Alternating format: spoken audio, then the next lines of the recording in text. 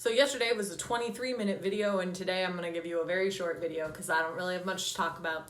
I watched a movie on Hulu called Another Time. It is not an original movie to Hulu. It's an indie film, and it was terrible. Okay, so I got spoilers ahead for a movie that you shouldn't watch. I love time loop films, as everyone knows, and a sort of part of that is that I enjoy time travel as well. And this particular film touted itself as this guy meets a girl and falls in love and wants to travel back to before she got engaged. And that had some potential to be really interesting. And could be really interesting if it was well written or well directed or well acted or well shot or had good sound or anything about this film was good. It's just really rough. It's not a film I would recommend. I don't know how so many talented people ended up in this film. So it starts off with this guy who is like a financial analyst, I guess, portfolio manager, and his company is acquiring a new company. His boss is making him work with the girl who ran the old company to like get the clients in and learn about them, etc., etc., etc. So they spend days together in the office going over all of these clients. He's not necessarily shallow, I would say, but like, he's not living life. He lives in a crappy apartment even though he makes all this money and his best friend makes fun of him for it. He clearly doesn't have any other sort of commitment besides this one best friend. And he is not spending his money. He's saving it for some indeterminate future. He's basically just not living life. And so this girl comes along and they hang out in the office. And, okay, well, you see this bit of tile here and this blue part here? See how they're touching, and caressing? Do you see the amount of chemistry between these two? Yeah, that's more chemistry than there is between that guy and the girl that he supposedly falls in love with. And I looked it up later, and it turns out that those two actors are married to each other. So they probably have chemistry and just couldn't deliver it over clunky, terrible dialogue. Like, the only time they had chemistry were the few moments of, like, silence and looking at each other, which is the natural chemistry that they probably have because they're married. So I'm already uninvested because I don't think this guy actually loves this girl anyway. But he finds out she has a fiance, and he finds out that they met her and the fiance met at the screening of the first Twilight film. That's a whole nother subject. And so then he's like, but I'm in love with her, but she has a fiance.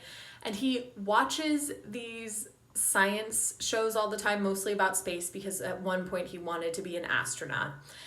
And the girl that he's in love with is like, I'm gonna go do something with my life now that I don't run this company anymore, and you should do something with your life. You should have been an astronaut. You're very talented, whatever. So now he's totally head over heels for this girl that I don't care about. But he sees on this science show a guy who maybe invented time travel, and he's like, that's it. That's what I'm gonna do. I'm gonna figure this out, this time travel thing. So then he goes on this adventure to try and find the scientist, where he can't get into the university because the security guard at this college is a complete jerk and won't let anyone in who's not like I don't know. It's a subplot that I don't think needs to be there. Anyway, eventually he finds out that the professor doesn't work there anymore because he blew up his lab, and then he travels to where then he meets the guy's ex-wife because he blew up his lab and then stuff went wrong and then they ended up getting a divorce. He finally finds the guy in middle of nowhere, Arizona, where he's like, yeah, I'm gonna help you with this whole time travel thing. And the guy's like, okay, well, here's the way that it works. So it's not really time travel. Well, I mean, it is time travel. We're just sending you back to the past.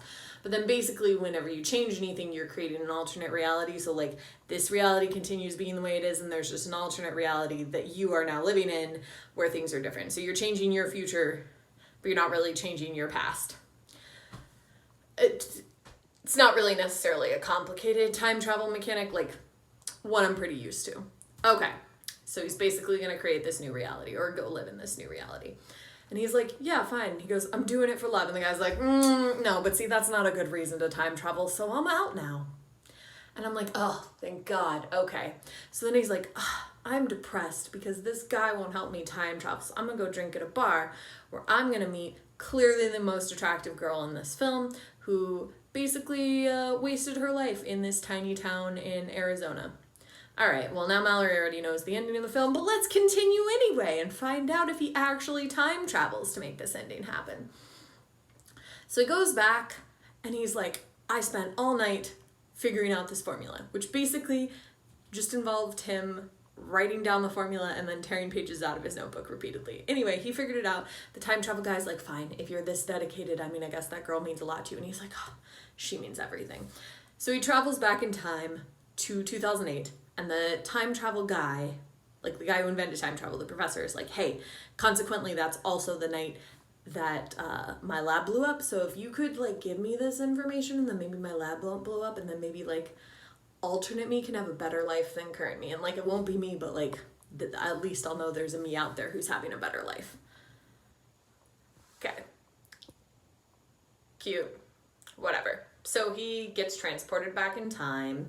He runs into the girl from the bar again, and he's like, you should try adventure. I'm just saying. And then he gets his best friend, and he tells his best friend all about the time travel, and they go to find the girl, and then he uses the same line on the girl that the other guy used, and it doesn't work, weirdly. She's not into him like she was into the guy that she was engaged to. Wonder how that happened. I don't know. But he's sitting there and he's like, man, I gave up saving the scientist guy in order to get with this girl, and then she doesn't actually want me, and maybe this isn't right. Oh, I know. I'll go save the scientist guy. So he goes, saves the scientist guy from blowing up his lab. Luckily, the scientist guy is like, oh, I'm so thankful, and also probably believe you about the time travel thing because I invented it. So I'm going to give you some money. I'm also not going to divorce my wife. I'm going to help you out. And then that's good because one of the things about traveling back to 2008 is that he doesn't have any money. And also, there's maybe another him, I think. Like, there definitely is another him, a 2008 version of him. So he can't be himself. He's basically have to reinvent himself as a new man. They don't really address that whole, like, ID thing. But they do give him pre-2008 money to go back, which I thought was thoughtful for a film where a lot of other stuff didn't make sense. At least they did that right. Anyway, so then the scientist guy helps him out, and then he drives to middle of nowhere, Arizona, picks up the chick that we all knew he was going to end up with anyway, and takes her on an adventure to Alaska. End credits.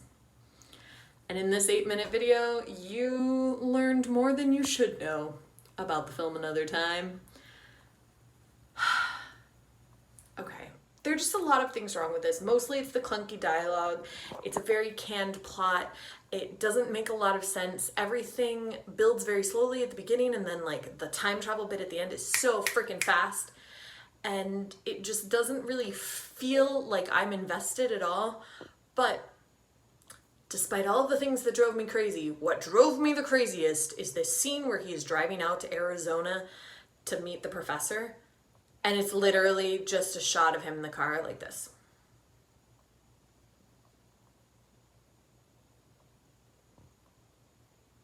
And then a shot of the car driving by in the desert. And then a shot of him in the car like this.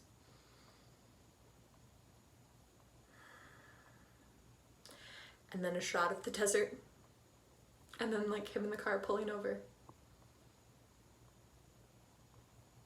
And then him pulling up. And I was like, why did I watch this? Nothing happened. Why are there so many shots of him silently in the car? And he's not even really emoting that well. If Megan had been watching with me, I would have stopped the movie. But as it was, I was doing nothing with my day. So I suffered through. And now you have to suffer through. And here's a video half as long as the one I made yesterday. And like, an eighth as good. Hope you enjoyed your day. I'll see you tomorrow.